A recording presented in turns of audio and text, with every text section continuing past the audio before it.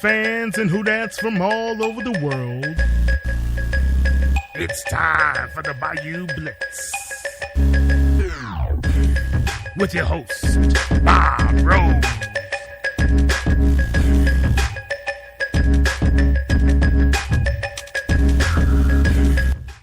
Good evening, New Orleans Saints fans, NFL fans, and fans of the Bayou Blitz.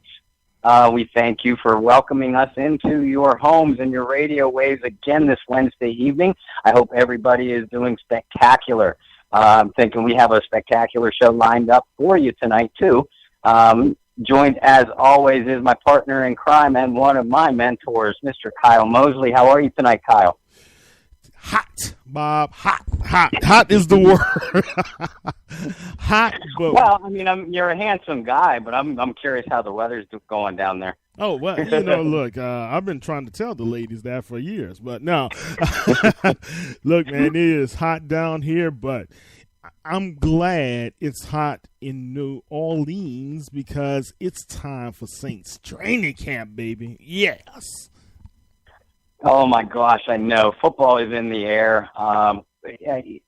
Every single fan that populates our websites, they're waking up from their spring-long hibernation, and all they want to do is talk about football and read about football and listen to football. It's that time of year, probably the most exciting time. There's no snow on the ground, at least up here, that we have to shovel, but we get to talk about football. We get to watch our favorite players and favorite teams put the helmets on again for the first time in what feels like forever.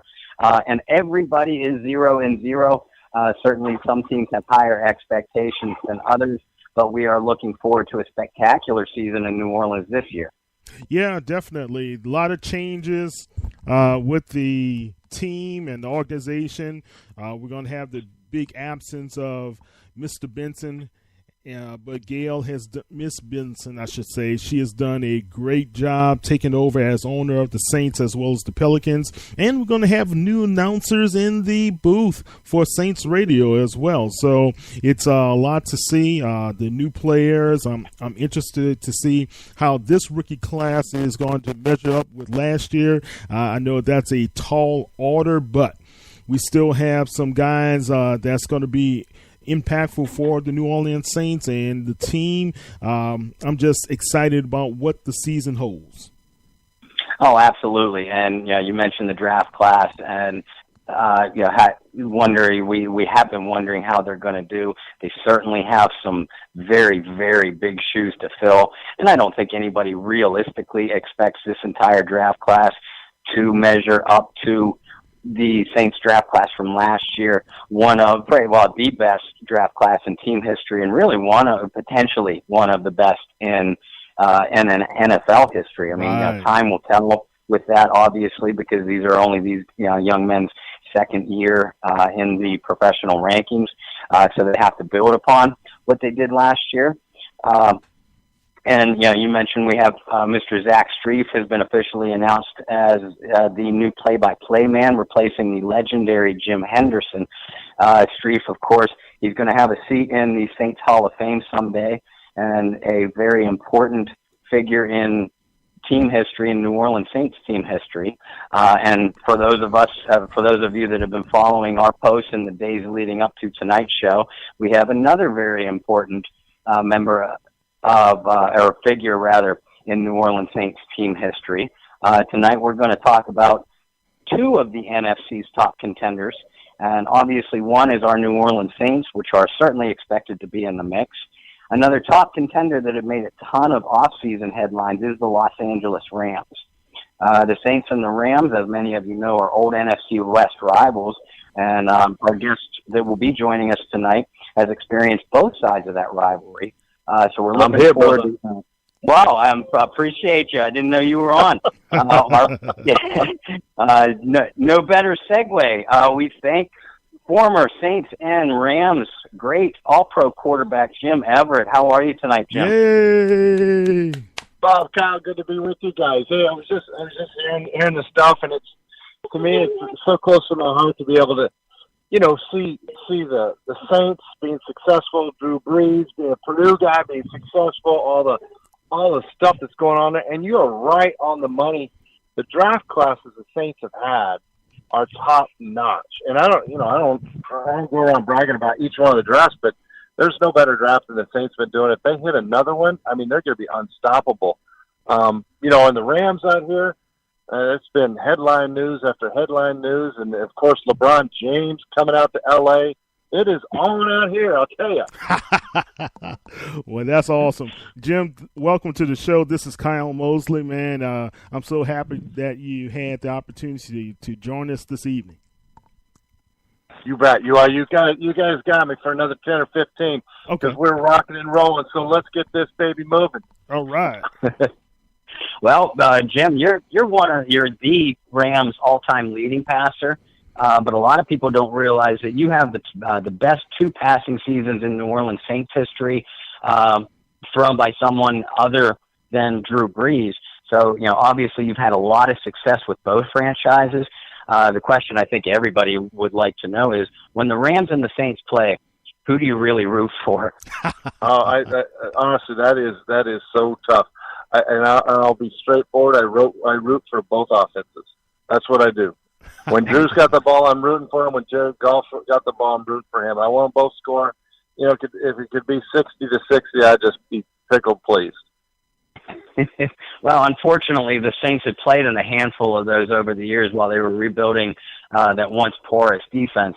But as you alluded to, they put together a potentially top 5 unit, with draft choices and some smart free agent signings.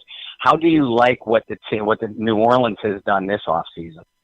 I definitely it's got a little bit lower key than what's going on out here in Los Angeles, for God's sakes. But I think that they've been looking at tight end. They bring in Watson, who's got a lot of experience, knows how to get open. It's a stable guy.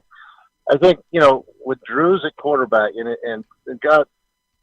The only thing I hope and pray for that he can stay healthy through his whole year. I know he was a little nicked up last year, and he was even nicked up when he was playing the Rams, and it showed last year. But if he can stay healthy, I think they can have one of the top units in the league. I think, of course, having Ingram down for the first 4 games is going to be, tough, but that shows Kamara what he can do. He's a 3-down back, and the fact that he gets to be solo guy back there the first 4 games, it's going to show a lot, but I think there's going to be some missing at the first 4 games with Ingram. But I thought, well, to be honest with you, I'm watching the draft, and I don't know about the other Saints fans, but when they trade up in that first round, I'm thinking Lamar.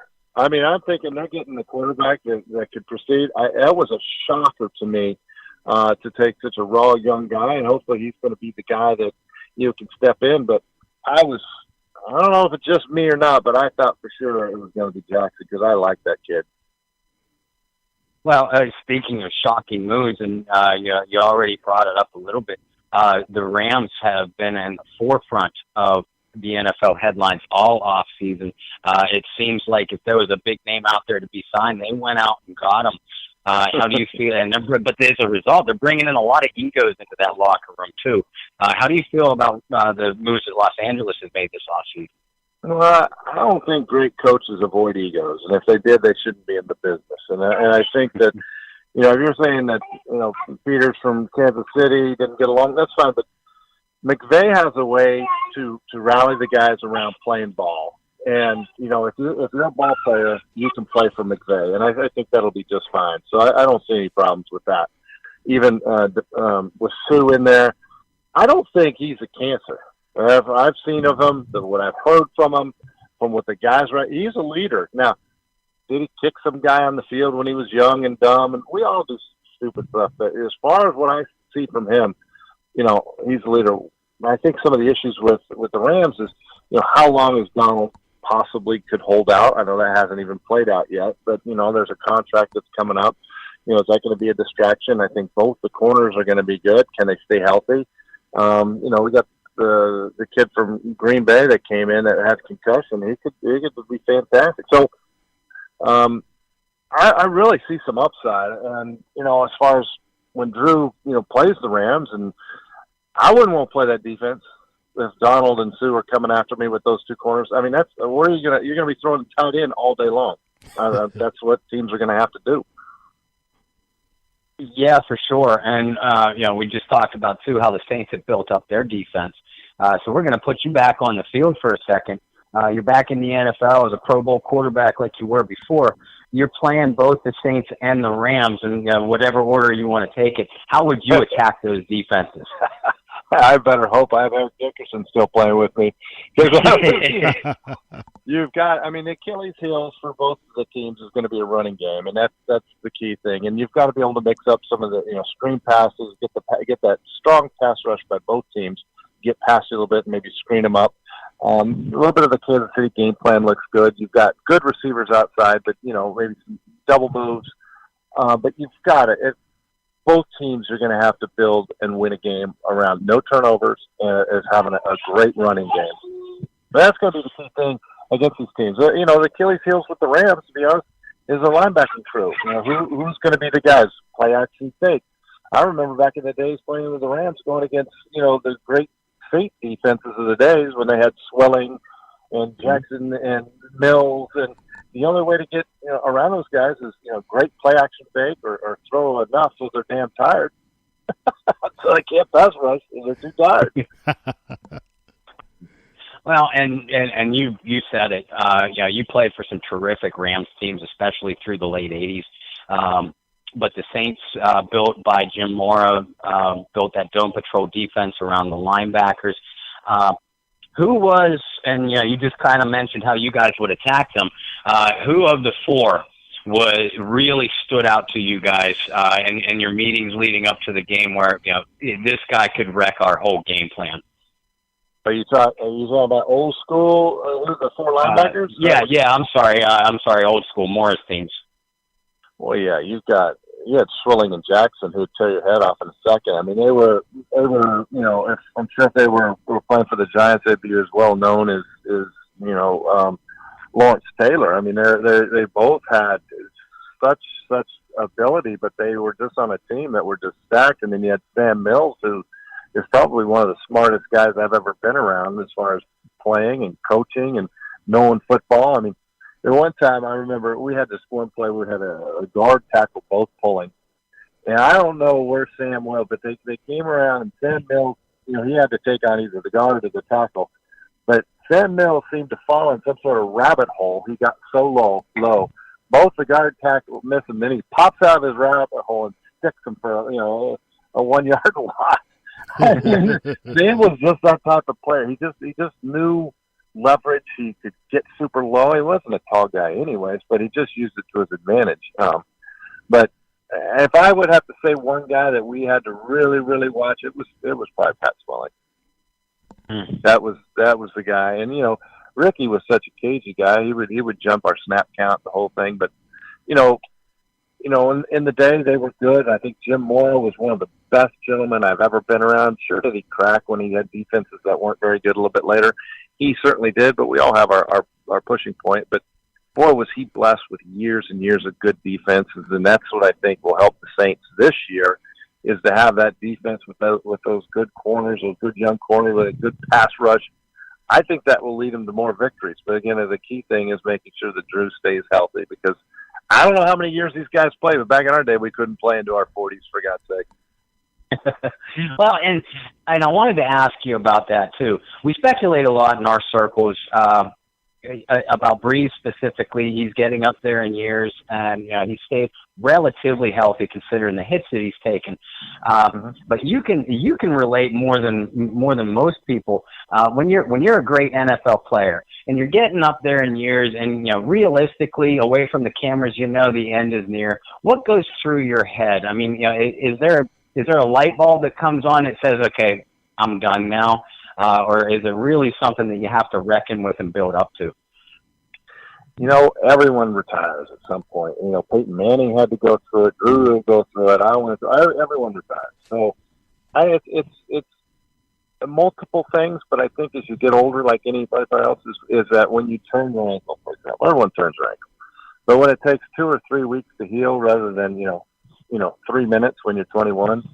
That's the change. And you get to a point where, I know in my case, I couldn't take any more hits because my head couldn't handle it. And thank God they changed the rules in 1997. But if they were within a yard of a quarterback, ball there or not, they could still hit you.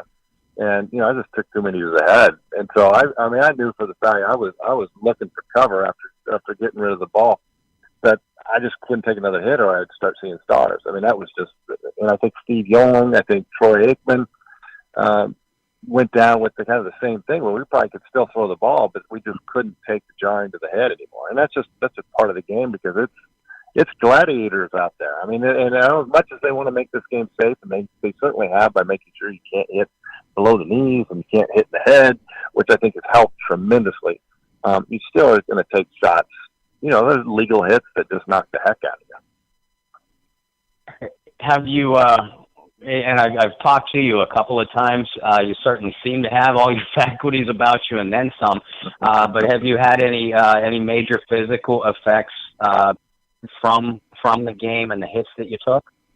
Oh, well, certainly. I mean, it's as recent as I'm getting back surgery Friday.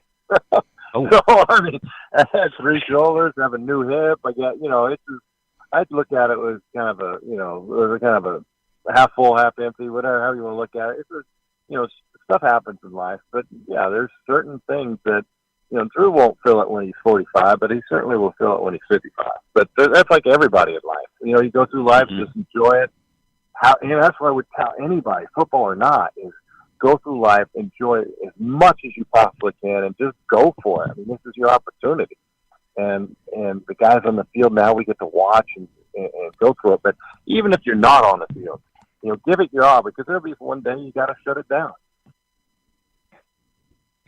Wow, well put. I tell my kids all the time, I've gotten all the mileage I can and then some out of this body because, our parents tell us when we're little, take care of it. It's the only one we got. But at the same time, I want to use what I got too. So I couldn't have said it better myself. I want to talk coaches for a second. You played for some great coaches in your NFL career. You started off with John Robinson in Los Angeles. Then you had Chuck Knox for a couple of years, and then, of course, Jim Mora in New Orleans. All three were known as very fundamental, tough guy coaches. Who was the toughest coach to play for? Probably Chuck Knox. I guess he hated the forward pass.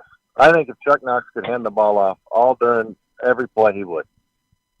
So it was the hardest to play for him because he didn't even appreciate the forward pass. I mean, he really didn't as much as he had to use it. But I look at John Robinson and Jim Mora and a class of their own. Those two guys. I mean, they knew how to motivate. They knew how to get the most out. They appreciated what they did, what teams did. John maybe more on offense, where Jim more on defense. But I think they can appreciate the talent. Chuck was just hard-nosed. He was hard all the way around. And it was, when you say which one's hard, I'm not saying he was bad. I'm not saying this and that, but his appreciation of the passing game was really tough on me. It's like, I wish I could have left a couple years earlier. I think my NFL experience would be a little different. Well, and especially what you said about Knox. I mean, his nickname was Ground Chuck for a reason. But it baffled me even. Oh yeah, and it baffled me even watching you guys back in the day. I mean, that offense was built around you and Henry Ellard and Flipper Anderson on the outside. I mean, you guys were built to go down the field, and then all of a sudden he took the ball out of your hands. And unfortunately for you guys, the record kind of reflected that. Now, how about coaches now? Comparing the Rams and the Saints. Sean Payton, Sean McVay, both known as player coaches, but both pretty tough on their players as well. And I know you stay close to both franchises too. Does one really stand out to you over the other? To me, they look like they have similar personalities. Well, I think there's probably a lot more similarities than anything. When you say tough, that can mean a bunch of different things. And I think about teams with Peyton are coaching or teams that McVay's coaching. I see a bunch of similarities when it comes to you need to be responsible for your job, get things done. I mean, you got 11 guys. All of you have to be on the same page, and I think that's what they both are as disciplined leaders. Doesn't mean that disciplinarians. I mean, I'm not saying that, but but they have high expectations and raise the bar. I mean, how can you get a rookie like Alvin come in, produce like he does with low expectations? You don't. And have a guy like Todd Gurley going through his year with Jeff Fisher and come out and raise the bar like McVay did, to have high expectations. Then he's almost league MVP. I mean, that's what those two do, is they can maximize talent, put them in successful positions, and go. And having Drew Brees on the field is like having another coach on the field. So that's the advantage that the Saints have, and we got to keep Drew on the field so he can keep doing it. Guys like Thomas going out there and catching the ball. I mean, they've got in Jim coming in and be able to go deep. I think there's some really good similarities. I mean, look, McVay going out and getting cooks, similar to what Jim does. So I mean, there's field stretchers, there's possession guys, there's your bottle guys. So I would say that those two guys, if I was a franchise, I'd hire either one of them any second of the day. And so I have an utmost respect for the offensive minds, for what they get from the players. I don't know what else to say about it, but I'd love to play for either one. Yeah, and I actually, Kyle and I were just talking about this not too long ago when I mentioned that we were trying to get you on the show. Kind of thinking out loud, always like to compare the present to the past and vice versa, but I'd love to see you in either one of these offenses too, and see what you can do. And along those lines, I'm sorry. No, it's fun watching them. Gosh darn, and the timing and what they're doing. I think that's the thing with McVay out here, is he's had a year under his belt. Teams are going to anticipate it. How much better does golf get? How much better does his play calling get? Because everyone's even, Vaden's got some, they're going to have tendencies, and every coach has them. But how do you adjust to that? And that's McVay's sophomore year too. He's got to do some adjustments as well. I think the first year was kind of a sneaky year for him, but great coaches find a way to adjust, and that's what will be the fun thing to watch with this group out here. And Peyton, you never know what he's going to be pulling out of the sleeve. I mean, it keeps people on their toes, and I'm telling you, it has high expectations for the players, and it's fun to watch. And I think we've been blessed both in New Orleans and Los Angeles to have franchises at this position and being a contending franchise, and it's great to talk about both of them. Oh, it is. Yeah, especially for those of us that remember the old NFC West days, and we're just going to forget about Montana and the 49ers for a minute because they made all of our lives miserable. But what do you see out of Jared Goff? He's actually been compared quite a bit to you. Do you see him taking the next step in NFL great and being considered and lumped among the NFL great quarterbacks? I see him. I see all the pieces there, and the great part about it is his mind could take him to the top. People don't realize about Goff is that he's so stoic. He is nothing phases this kid. I mean, talking about forgetting your last pass, it's Jared Goff. He's a competitor. He's not going to go out there and pound his chest type competitor. He's just going to beat your ass. I mean, that's just the way he does. And if he can't beat it now, he's going to figure out how to do it. And he's not going to talk about it. That's not Goff's style. That's where I think we have some similarity. Is that there's some humility in there, and that I think that he gives a lot of credit to all the people around him. But the kid can make throws. He's always going to be compared to Wentz. And of course, Wentz has the Super Bowl ring, and unfortunately he got hurt. And Nick Foles, an ex-Ram guy, wins the Super Bowl. But I think there'll be that comparison, but I think there'll be great comparisons, and I think they both can play. But I really like Goff's game. I like his leadership style, and it'll be fun to watch. Man, I would love to go on. I've got to run to this other field tonight. I will be on again. How about that, Bob? I would love to have you on, Jim, anytime. And, we really do appreciate you taking a couple minutes of your time. Like I've told you before, not to sound like a gushing fan, but I've followed your career from the onset. I've always been a big fan, and since I've gotten to know you a little bit, even a bigger fan of a person. So really do appreciate you taking a couple minutes with us tonight. Yeah, thank you, Jim. I'm about ready to say, Kyle. Next time you get to answer all the questions, all right? Well, Bob's been talking this damn thing. Hey, I was about to ask you a real good question, but hey, we'll do it next time. All right, I'm coming back, guys. You have a great rest of the evening on your show, and I look forward to hearing you hear more of you. And let's go safe. All right. All right. Thank you, Jim. Take care. All right. Take care. Oh, that was awesome. Yeah, he was. He is. That was Jim Everett, ladies and gentlemen. Words can't describe him. He was a great player. He is a great guy. Didn't know he was having back surgery on at the end of the week, so we certainly wish him a well and speedy recovery. Yeah, definitely. Look, man, I remember when I first got to Houston, and I was a night shift guy in the laboratory at Exxon, and it was a that Monday night game where Flipper Anderson had over 336 yards. I listened to that game, and I could not just listening over the radio was just unbelievable what they were doing. And, I know it was a close game, but still to have that type of production. And Henry Ellert was out that game. Yeah. So I was just like, oh, my goodness, he scored again? He has the ball again? I mean, where was the cornerbacks? Where was the safeties? And that's just it. We weren't talking about the 2014 and 2015 Saints defense.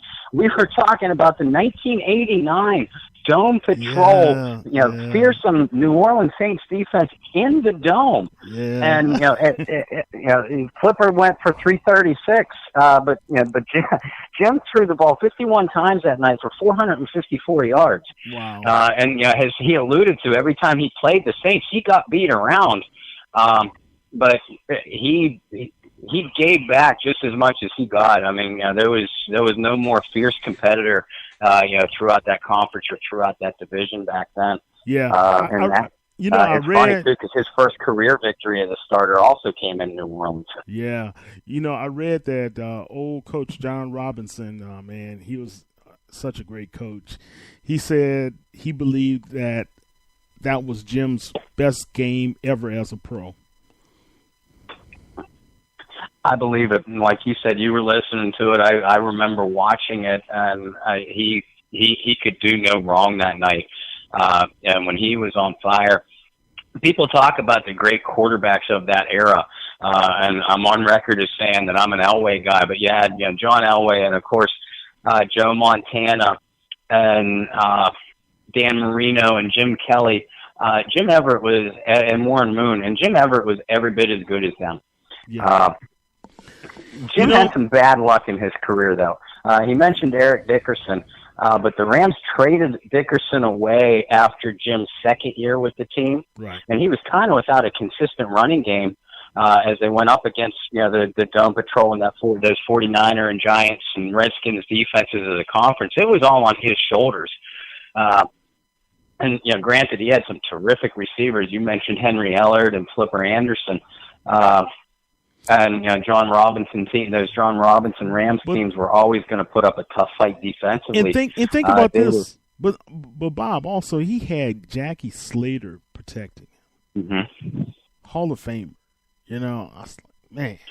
So he had some great complementary pieces, but I just think when you look at those teams competing in that division against the 49ers, the Saints, as well as the Rams, really had a difficult time making headway. And not only that, the defenses at times for the Rams weren't as great as they should have been to help complement. Right. And you can look at kind of similarity with what we had with Drew Brees. If we had mm-hmm. Some of those years, some better defensive play and coaches as well, I think we would have probably put a couple more Lombardi trophies up there during Drew's stint with the Saints, especially that 2011 season. Those guys were really there and could have gone all the way without a shadow of a doubt. But, woulda, coulda, shoulda. right now, here we are. We got Saints training camp right ready and getting ready to start, baby. How do you feel about that, Bob? Oh God, I mean, it's so exciting. Jim had mentioned Marcus Davenport, which we talked a lot about on this show. I think all of us can't wait to see Davenport on the field, to see how good an edge rusher he really is. I mean, he's been flashing a lot of athletic ability and natural pass rushing skills in the 7-on-7 drills and the OTAs and things like that. I'm really looking forward to seeing how much these second-year players are going to progress from absolutely terrific rookie seasons. I mean, they have so much talent on the field, or on paper rather. They just, you want to see them be able to put it together because we know how close this team was last year, and just you got the feeling that little taste of success that they got breaking through into the postseason and getting a playoff victory, and the way that season ended, I'm thinking it left them extra hungry. As much as we can't wait for them to get back on the field, I think that they've been chomping at the bit even a little bit more. Yeah, definitely. And you have the talent in Marcus Williams and what that young man did as a safety. He helped us in a couple of those games to stay close, to keep it close. And it's unfortunate what happened at the end. It's just one of those things that happens in football, guys.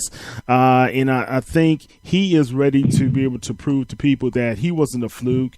You have Kamara, who, and Lattimore, those guys definitely were great compliments to the Saints. But you also got to think about this, man. We have some guys we brought in from free agency, like Meredith at wide receiver. I'm interested to see what's going to happen with that wide receiving core.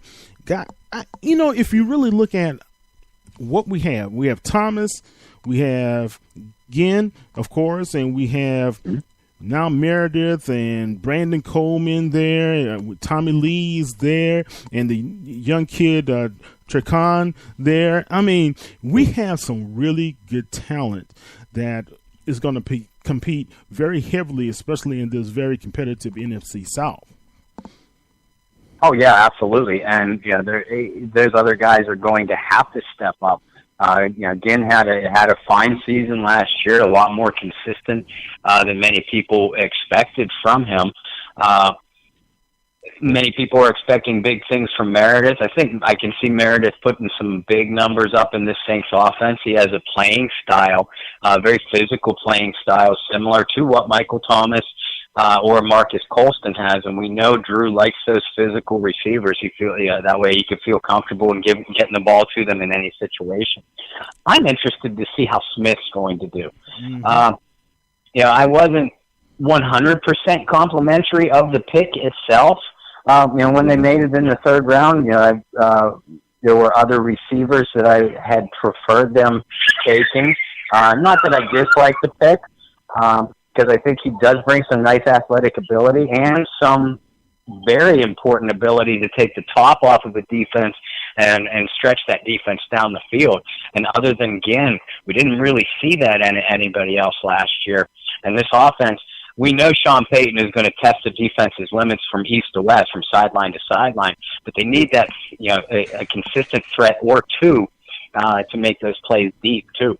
Yeah, definitely. Stretching the field is only going to help with the underneath routes as well, right? So Ginn did come in. I was very surprised and very pleased what his production was in 2017 for the team. Can Meredith be that guy, or can Smith be the guy? I think Meredith is more one of those long, lanky possession guys that's going to really make an impact for the team.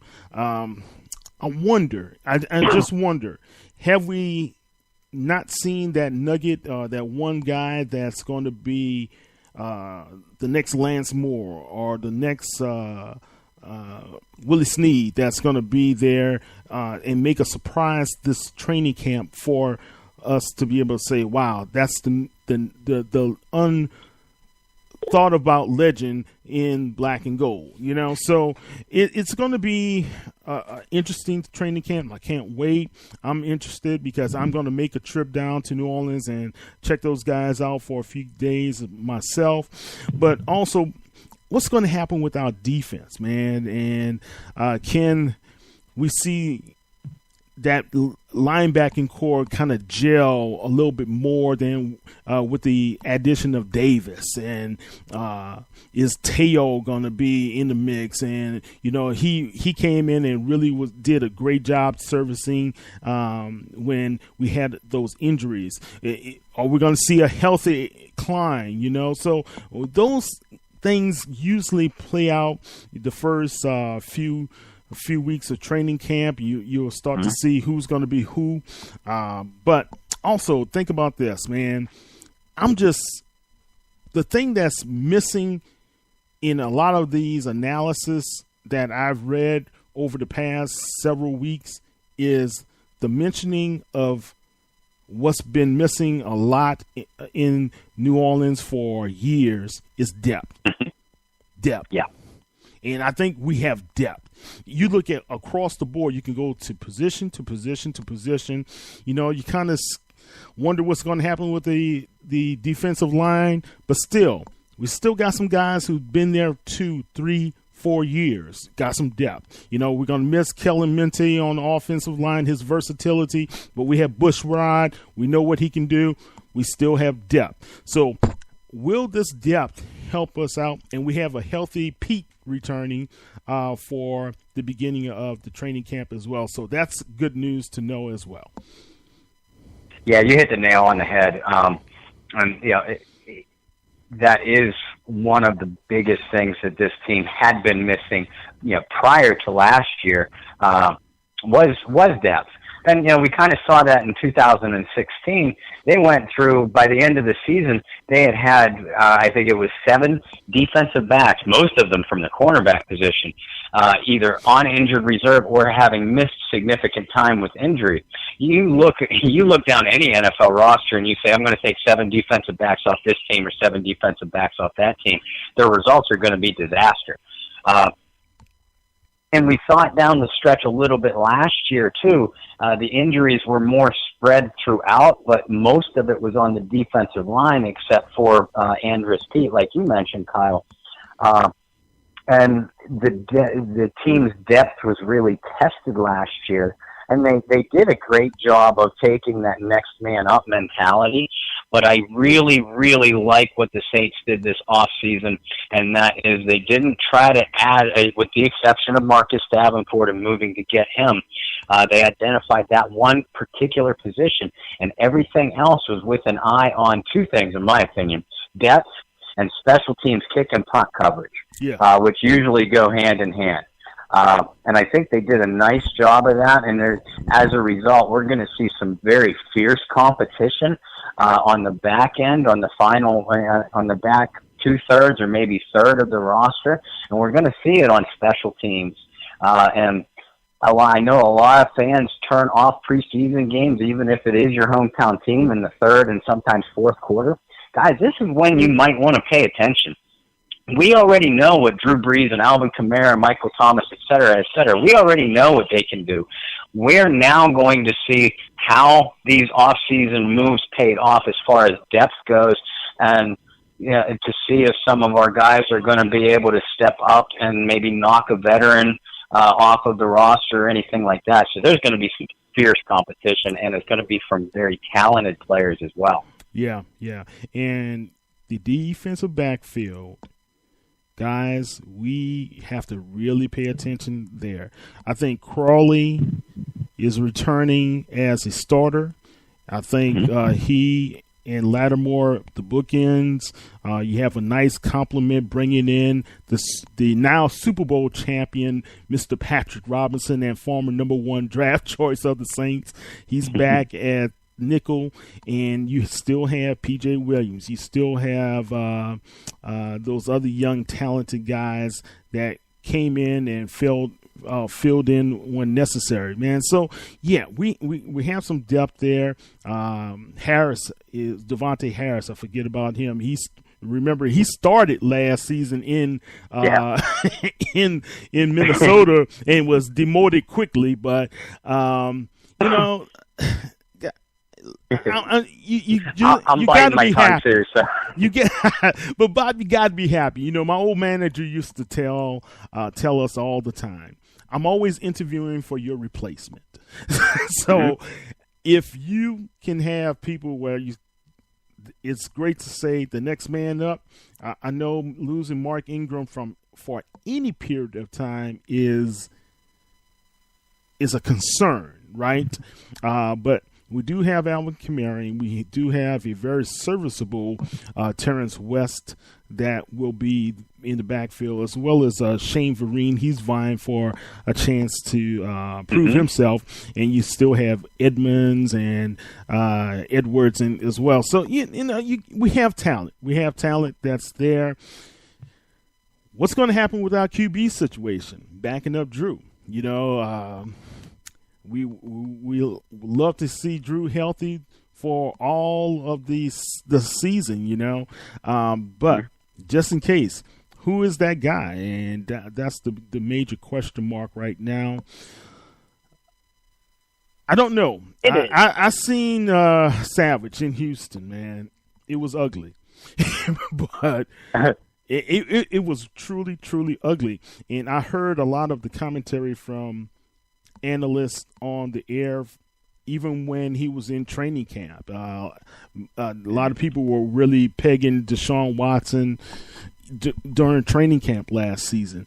So I don't know if Taysom as well as Barrett have enough juice to be able to displace him. We don't know if Sean Payton may look who's on the waiver wires out there, or who we could be able to bring in, or who may get cut, because there are going to be some casualties in other camps. Yeah, no doubt. And I think that we may, I'm not going to say may, but I agree with you that we shouldn't be surprised if New Orleans does end up bringing in another young to mid-aged, veteran quarterback with at least some starting experience. Because and I agree with you about Savage. I watched him up here at Pitt. He's a system quarterback at best. Now, Sean Payton's offensive system is very quarterback friendly once you get a grasp for the terminology and the multiple patterns that they like to throw. But he does like to put his quarterbacks in good position. As far as physical ability, I know a lot of people are gushing over Taysom Hill. I like J.T. Barrett myself as a player. But you look through Drew Brees' career, and Brees' career in New Orleans, of course, he's been here every year that Sean Payton has. Every single year, they've always had a veteran backup. A veteran backup with starting experience, in some cases a lot of starting experience. Right. But they had Luke McCown, they had Chase Daniel, they had Mark Brunell. In other words, somebody that was an extra pair of eyes for Drew on the sidelines that he could sit down and break down defenses with. Now, of course, he'd do it with Peyton and offensive coordinator Pete Carmichael, too. But you wonder if that's a comfort zone for Drew, that if they have to make a move, if Savage just isn't going to cut it, are they going to feel completely comfortable saying, okay, Taysom Hill, I know this is your second year, but essentially you're a rookie quarterback. J.T. Barrett, you're a rookie quarterback. One of you two are going to be the backup. How comfortable is he? I mean, we know that the Saints are in trouble if Drew goes down for any significant length of time. But I'm looking at it more as a comfort level on the sidelines. The Brunells and the Luke McCowns, they were almost an extra coach over there. A rookie, you're not going to get that from a rookie quarterback. Right. Guys, Taysom Hill is going to be on this team. Yeah. Make no bones about it. He's going to be on the team as either a special teams guy or backup, right? And I do not believe that Sean Payton's going to cut the kid at all. And you heard that in the press conference today when he was asked about Taysom Hill. His versatility allots him a spot on this team, especially with the new kickoff rules and everything that's going on. So trust me, Taysom Hill will be a part of the team, and he probably will be available each week. Okay. Yeah. So if we're not comfortable, right, and if we don't see where the Saints are going to be comfortable, look probably the second or third week into training camp. If there's a casualty that may occur during that time, I think they're going to be able to bring in somebody just to test them out, just to have them in camp, just to be able to be there available, and then we'll see what's going to happen coming down the pipe when final cuts are going to occur, right? And I think this year you can, like last year, you can keep guys as long as up to the final cut. So it's going to be interesting. We're going to see how these guys or who they bring in, if they could be a complement to the system here in New Orleans. But Taysom Hill is going to be a part of this New Orleans Saints team. Savage and Barrett, we'll see. That's all I have to say. If I had to place a wager on it right now, first of all, I do not disagree with you at all. Taysom Hill is going to have a roster spot on this team. If it's not as the number 2 quarterback, then we're going to see him, in a factor is on the special teams units again, because he did do a nice job last year. JT Barrett, unless he starts wowing people right off the bat, I think he's going to come, be one of those players, and the Saints, as many organizations are, they're famous for it. They'll stash a player on injured reserve. A player will come up with this mysterious ankle injury, and they IR him for the season, which basically leaves him untouchable to everybody else, a redshirt year, for lack of a better term. I can't see Barrett being the number 2 quarterback as a result of that. He wasn't drafted for a reason. And this is his first NFL camp of any kind. At least Taysom Hill had some quarterback experience with the Packers last year in preseason. Look, Barrett can run the practice squad. That's how I see his year this year for the New Orleans Saints. He can run the practice squad. If he clears waivers and still is available and the Saints still want him, that's the guy for the practice squad. I'm just the big question mark is how well Savage is going to perform throughout training camp, guys. That's really the bigger question than anything else. Yeah, no question about it. And again, we talked about it, the other positions fighting for depth. This is another reason why Saints fans should be watching these preseason games through the third and the fourth quarter, because that's going to be your potential backup quarterback. And again, we're not talking about a Nick Foles situation here, where if Drew Brees were to go down like Carson Wentz did last year, you have a capable backup of stepping in, winning you a few games and maybe even going on a hot streak through the playoffs like Foles did last year. Tom Savage is not that guy, but the question does remain, like you asked, Kyle. Can Savage at least be what they call a caretaker quarterback, where if Brees does have to miss a game or two, or a couple quarters in a game because he's nicked up, can Savage at least run your offense to the point where you have a chance to win the game? In Houston last year, he couldn't. That's why Deshaun Watson was ready. They had to have Deshaun Watson ready to play so fast, because they had no choice. Well, Bob, that first game was brutal, man. When he was ineffective the first half of that game, the reads were behind the wide receivers. There were obvious situations where he could have dumped it to the tight ends, and he was even missing those guys. That's what was the major concern, and I think that's why O'Brien pulled the trigger early to bring in the young kid, right? But all in all, man, this is a new year, a new season. Let's see what he can do. He's given the opportunity to be a professional just like everybody else in the National Football League. Can he make a difference? Can he just be a good supporting cast at this particular time? I believe he can if he's willing to do the work. And you have a workhorse in front of you in Drew Brees. So just being a part of that locker room, to have someone like that to learn from underneath and just to listen to and pay attention to his ethic as well as how he plays the game, I think that speaks volumes right there.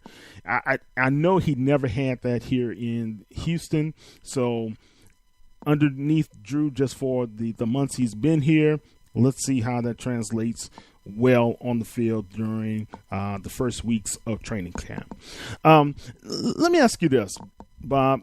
We have the tight end situation. We had that young kid, Yelder, who is vying for a spot.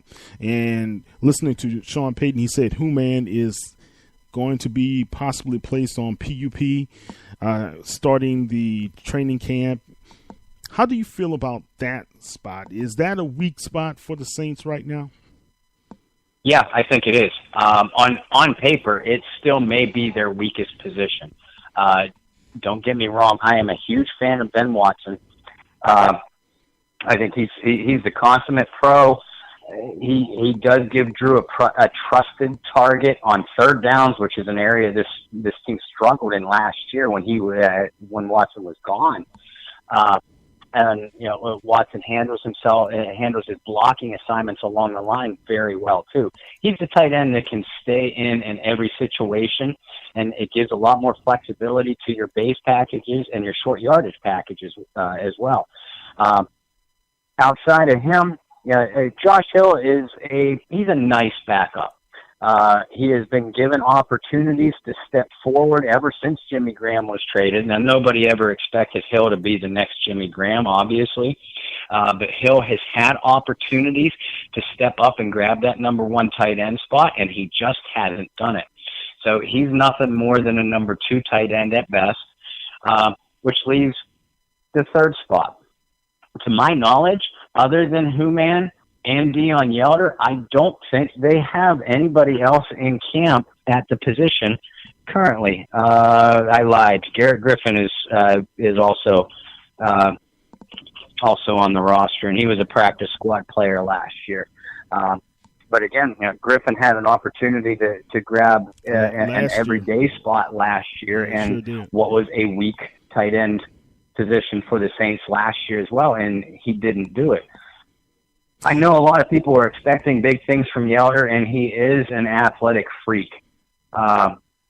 He had a wonderful final season at Western Michigan. He's a load to bring down in the open field, and he's a willing blocker. He's still a little bit inexperienced, but he has a great pro to learn from in Watson and Dan Campbell. They're going to get young Yelder shaped up really quick in the blocking game and running crisp pass patterns too. But again, just like we were talking about with JT Barrett at the quarterback position, to sit here and say we expect an undrafted college free agent to jump up and grab a significant spot on the roster, could it happen? Absolutely, it could happen, but the odds are against him. And Watson, I know a lot of people are saying, oh yeah, he's 30. I think he's 37 years old, 15-year pro. Yeah, 37. He doesn't have enough, left in the tank. I think the guy does still have a season or two left. But again, if he gets nicked up, or if we're wrong and he is at the end of the line, what does New Orleans have behind him? So we better hope that Yelder surprises some people. It's a risky gamble to take for such a seasoned and talented offense to be so thin at the tight end position. And that's another position, frankly, that when we see some roster cuts during that first wave in the preseason, don't be surprised if the Saints go roster hunting again. I know when we had John Hendricks on this show a couple of months back, he suggested that Antonio Gates, the Chargers veteran tight end, might be a possibility. Now, although Gates is still officially a free agent, He seems likely to be headed back to San Diego. But I took John's point to be a good one, and that New Orleans might not be done making moves at that tight end position. Yeah. Yeah, you said San Diego. We keep forgetting now they're the LA Chargers. Yeah, I'm with you on that. I was just like, it just doesn't sound right. I'm going to throw something out at you. And I know the kid is starting on the PUP. Why haven't anybody thought about Brandon Coleman becoming a tight end? I suggested that a couple years back. Because he's a wonderful blocker. That's mainly what has kept him at a significant spot on the Saints roster during his career, was the fact that he is such a terrific blocker. Right. He's a little light, actually, for a tight end. He's extremely lean, so he'd probably have to put on 20 to 25 pounds, and obviously you'd want that to be muscle. Why nobody has explored that possibility is beyond me, though. But think about I've this. asked the question myself. This is the matchup nightmare, really. Think about it. So let's say if he lines up two tight ends set to the right, he's that second tight end. That linebacker is going to have a nightmare, right? One, he can't, if they need to pick up short yardage, he has the length to be able to catch the ball. And he has enough moves to be able to be elusive enough to get away from a tight end for that short yardage. I'm just thinking, just utilize his talent sometimes as a blocker, but have him there in case we need him for some critical short yardage plays and the availability. That's all I'm saying. I'm just it made more sense to me a couple of years ago when I was thinking about it, and I told the professor before he passed away, why are we making this young man into a wide receiver when if you put some pounds on him, he could possibly be a better tight end, because think about it. Benjamin Watson, when he was real young coming out of Georgia, he was noted because of his speed and his elusiveness back then. He was very talented coming out of Georgia, and he had great hands, but he wasn't a big guy at all. And really, he's not really a big guy when you look at him compared to other tight ends. No, you're right. He's not. And I mean, like I said, with Coleman, I don't know. You look at the way the young man is built. His legs, especially, are extremely thin. Yeah. For the wide, they're thin for the wideout position, let alone the tight end. And I suppose it's possible that even if he would pack on, 15, 20, 25 pounds of muscle, if his legs,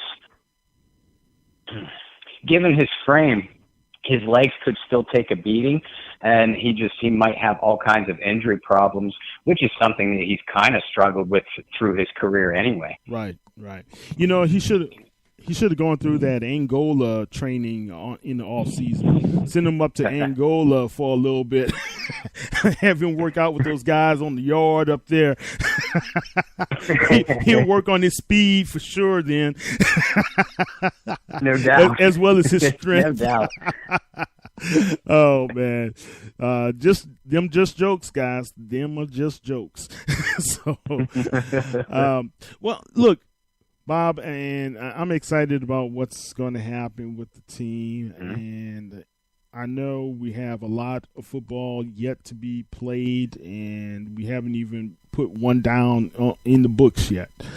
But knowing this team, the spirit of Tom Benson hovering over the team this season as well, and knowing the excitement and the energy from the fan base is really what's really key to driving our boys in black and gold. Man, I just think this is going to be a special year. That's how I feel. It's just going to be a special year. Yeah, you do have that feeling. There's something magical about it. that we really haven't felt in quite some time. I mean, there was a good many of us that felt coming into last year that the Saints were in the position or set up to be a good team and or to have a good season, and that thankfully it ended up happening that way. Mm-hmm. 2013, they went on a playoff run, came within a couple of snaps of beating Seattle on the road, and almost ended up in the conference final game that year too. But 2013, they were coming off of the commissioner's witch hunt known as Bounty Gate off of 2012. So there was still that ugly taste in some people's mouths. In 2012, of course, was that whole controversy. So we really haven't felt this sort of excitement for a team potentially this special since really 2011, and we know how good that team was. Right, and that 2008 team, winning the Super Bowl was great, but also they had a guy that came from the New York Jets called Jonathan Vilma, and this season we have a guy named Demario Davis from the New York Jets as well. Will he be the difference maker? I don't know, guys, and I'm just saying good aura, good omen, whatever you want to call it. It just feels good right now. So I think we are projecting a lot, Bob, but it's a lot of hope out there. There's a lot of positive vibes to be felt by everybody in the Who Dat Nation. Oh, really? I mean, you're absolutely correct. And we mentioned Demario Davis and Cameron Meredith, and of course, Davenport, the number one draft choice. We haven't even talked about, at least tonight, we haven't talked about Trey Hendrickson, Alex Anzalone, our friend Lyndon Stevens. Very exciting prospect at cornerback. Forgot about Lyndon. Yeah, you're right. Yeah, there are so many athletes, even draft picks and players from last year that were nicked up and really didn't get a chance. They only flashed to us what they could do. So how they're going to factor into the 2018 season is a very exciting thing too. It's not when we say we're looking for improvement from players like Lattimore, Marcus Williams, Alvin Kamara, not improvement, but seeing how they respond to such a fine rookie season. We still got those other players that we just mentioned too. This is a very talented New Orleans Saints team, more talented than we've seen in quite some time. Right, exactly. And it just repeats what I said earlier, the depth. Trey Hendrickson brings more depth, right? And, we can't have enough talented edge rushers, and Anzalone. People called him Thor last year, so let's see what Thor can do. So, those are great talents to have back in the fold. Yeah, no question. This is going to be a very exciting team. The ever-present specter of injuries. We have to keep our fingers crossed that our team, that our players stay healthy. Not only from a fan's perspective, but again, like we say many times on this show, underneath those pads and helmets, they're still human beings. So we don't want to wish injury upon anybody. We not only want to wish good luck to our players and to our team.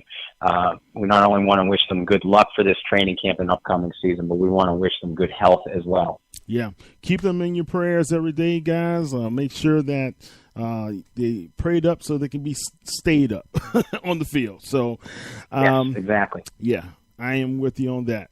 Well, Bob, got to run tonight, man. Let's make it an early one, and we're going to have more featured commentary and information brought to you from the Saints News Network through Barry Hursters and his articles on www.saintsnewsnetwork.com. We have a couple of young talented writers that have put out some content for us recently, so you can check those guys out as well.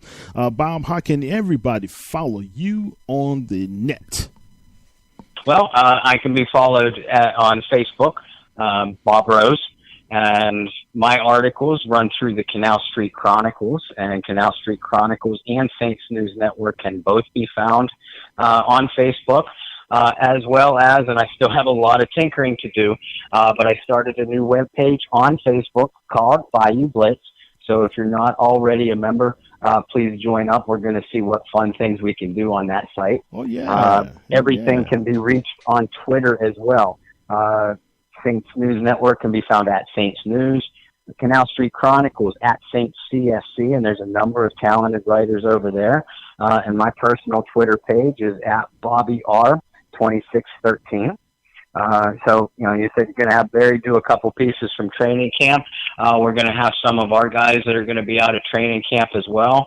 I'll be churning out the pieces from up here in Pittsburgh, PA. I'm not going to make it down there for training camp, but we will be coming down for at least one Saints home game this year. So I will be in New Orleans, just not this summer. It won't be until the fall. And next week, still waiting on confirmation, but had a brief conversation with Mr. Lyndon Stevens. He says hello, Kyle, instead of all the Bayou Blitz fans. We're going to try to get him on next week, and by then, of course, training camp had already begun, so we can get his thoughts on how he's doing and how the players around him are doing. Yeah, folks, football is in the air. It's time to get really excited. Definitely. And before we get off the air, man, we have to say congratulations to former New Orleans Saints player, but now he's the voice of the New Orleans Saints, Mr. Zach Strief. He will be joining Mr. Deuce McAllister in the studio, or in the stadium every week, I should say. And it's going to be great to have somebody with knowledge of the game, with Deuce's knowledge of the game, and both of those guys being former Saints greats. Man, it's going to be awesome. I can't wait. And I have to say kudos to the organization for giving him that opportunity. Oh, it's going to be really exciting. I mean, Zach, if you've ever heard him in an interview, and I know you've talked to him, Kyle, he's so intelligent and articulate and obviously very knowledgeable about the game. I can't wait to hear him in the booth. And just like the final couple years of Deuce's career, when Zach Strief was a young offensive lineman, Strief again gets to lead the way in the booth. Yeah, that is true, man. That's pretty cool, man. And don't forget, guys, if you want to try to get to see the Saints, and you got to go online at Saints website to get those tickets to get into the training camp and be able to view some of the talent that's going to be on the field. And I think the Saints are going to be paired up with a couple of teams this year. I know they're going to train in Jacksonville, or they're going to go to I forgot the other team they said they may partner up with. But anyway, it's going to be exciting. Can't wait, Bob. Yeah. It's just going to be awesome. We want to thank Mr. Jim Everett again for taking a couple minutes of his time. Jim, if you're still tuning in, we love talking to you. We've had a lot of great guests on this show, so we appreciate you taking a couple minutes out of your busy schedule. And if we don't talk to you before your surgery at the end of the week, give us a shout out when you're feeling up to it. Prayers are with you, and let us know how you're doing when you can. Yeah, definitely. We shall be praying for you, Mr. Everett. Hey, and one last thing, Bob. Let's still keep Coach Gailey's family in prayer with his loss and his departure from the Saints News Network as well. It's going to be a huge void, as well as the Stevens family as well. To keep them in your prayers, as well as the Benson family. All right, this is Kyle T. Mosley of Saints News Radio Network with Mr. Bob Rose of the Bayou Blitz. Check us out on Facebook. Have a good time. Have a great week, and be safe, and stay out of the heat if you can, guys. Stay out the heat. All right. Take care. Bye. Bye-bye.